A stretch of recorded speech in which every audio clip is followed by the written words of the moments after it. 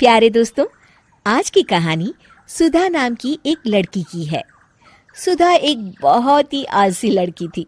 घर के काम करना तो दूर, वो एक गिलास पानी के लिए भी अपनी माँ पर निर्भर थी।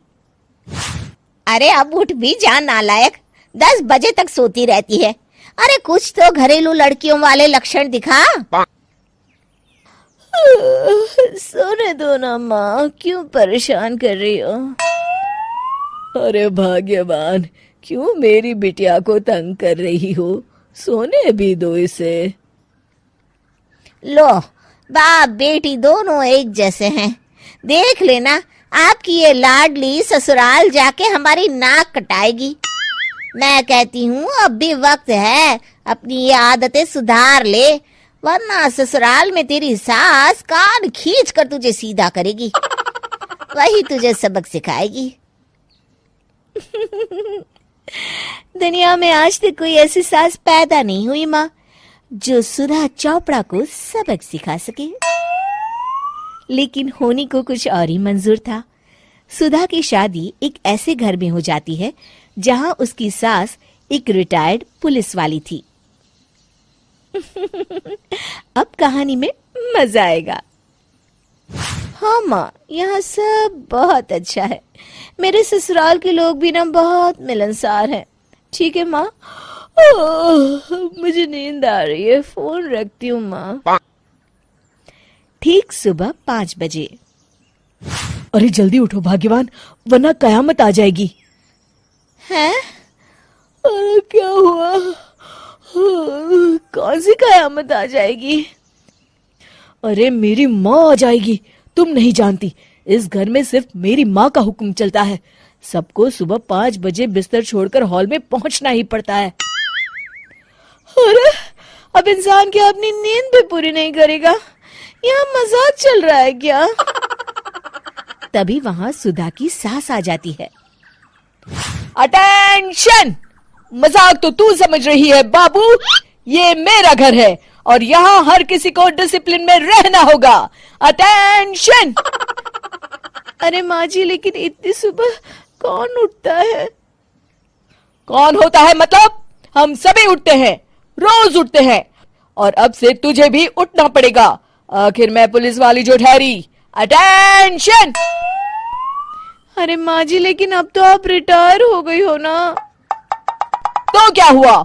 शेर कितना भी बूढ़ा हो जाए, शिकार करना नहीं छोड़ता। उसी तरह हम पुलिस वाले रिटायर होने के बाद भी अपने अनुशासन में ही जीवन जीते हैं। चलो अब बेकार की बहस बंद करो और उठकर हॉल में चलो। अभी आधा घंटा तुम सबकी परेड चलेगी। अटेंशन! अरे मैं कोई परेड वरेड नहीं करने वाली। सुधा की सास अपनी बहू का ये बर्ताव देख झल्ला उठती है। गौर से देख, तू कहां और किसके सामने खड़ी है? यहां बात सिर्फ एक बार समझाई जाती है, बस। अटेंशन! इतना कहकर सुधा की सास चली जाती है। अपनी सास का ये रूप देखकर सुधा घबरा जाती है और जल्दी से उठकर बाहर चली जाती है। उस दिन से सुधा की जिंदगी बदल जाती है। हाय, थक गई मैं तो। ये घर है या जेल? कितना काम करना पड़ता है। लाइए दीदी, 2 रोटियां और दीजिए, मुझे बड़ी भूख लगी है। ठहर जा बहू, ये तू क्या कर रही है? मैंने सबके खाने का हिसाब तय कर रखा है।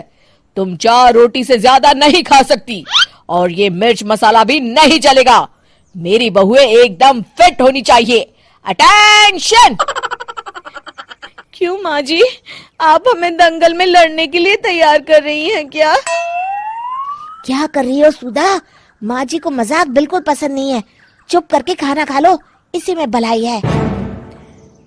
इस तरह धीरे धीरे सुधा अपने सास के रंग में पूरी तरह रंग जाती है, लेकिन इसका उल्टा ही असर पड़ता है। सुधा अपनी सास से भी ज्यादा अनुशासन की पक्की हो जाती है। सुधा की सास तो सबको 5 बजे उठाती थी, लेकिन सुधा सबको 4 बजे ही उठा देती थी। दूसरी तरफ सुधा की सास की उम्र भी हो चलती है। माँ जी, आजकल आप सुबह उठने में बहुत आनाकानी करती हैं। मुझे ये सब बिल्कुल पसंद नहीं है। अरे बहू, मैं तेरे हाथ जोड़ती हूँ, भगवान के लिए अब मुझे छोड़ दे। इतने सवेरे उठना और कसरत करना अब मेरे बस की बात नहीं है। माँ जी, आप मैदान छोड़ के भाग रही हैं। आप तो पुलिस वाली हैं। अटेंशन। अरे अब कहाँ की पुलिस वाली, अब तो मैं रिटायर हो चुकी हूँ। बस बहुत हो गया, अब तुम सब जैसे चाहे वैसे जिंदगी जियो और मुझे भी जीने दो। अपनी सास को गिड़गिड़ाते देख सुधा मन ही मन मुस्कुराती है।